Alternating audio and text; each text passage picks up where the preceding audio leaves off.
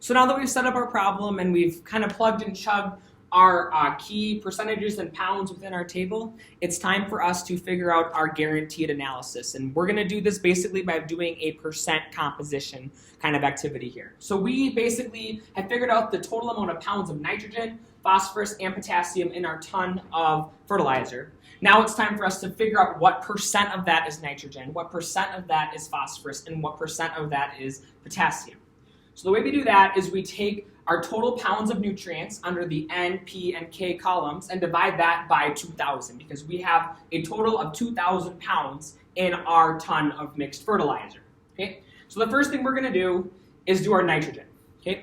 So we're going to take 61.25 pounds because we've calculated that, right? And divide that by 2,000. So I'm going to write this out up here so you have it. 61.25 divided by 2,000. And that's going to give us approximately 0.0306. Multiply that by 100, and you get 3.1. We're going to round up, okay? Rounding is key here. Then we're going to move on to our P. Phosphorus, okay? Our total pounds is 48. Divide that by 2,000, and if my math is right, that's going to give us about 2.4 once we multiply by 100. And our last one, potassium, okay?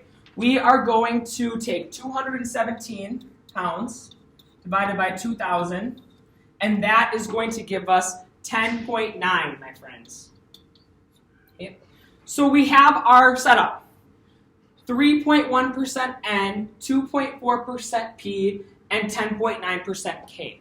And in the problems we worked on in class and the examples we looked at in class on those slides, we see that most of the time it's nice, round, even numbers. So we're going to go ahead and round everything to the nearest whole number.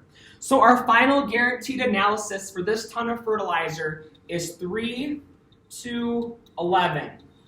This means that our ton of fertilizer is 3% nitrogen, or N, 2% phosphorus, or P, and 11% potassium, or K.